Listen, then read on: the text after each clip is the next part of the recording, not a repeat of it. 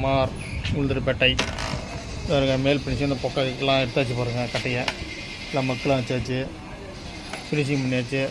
ஒரு பசுபதி உங்களுடைய அப்பா கட்டை தான் அது. 50 வருஷம் இருக்குங்களா வாங்கி, அந்த 50 வருஷத்து கட்டையை இப்போ ரெடி பண்ணி வருங்க. மேலாம் பள்ளமாக இருந்தெல்லாம் எடுத்தாச்சு பாருங்கள். ஃபினிஷிங் பண்ணியாச்சு. இப்போ பாலிஷ் போட்டு காமிக்கிறாங்க.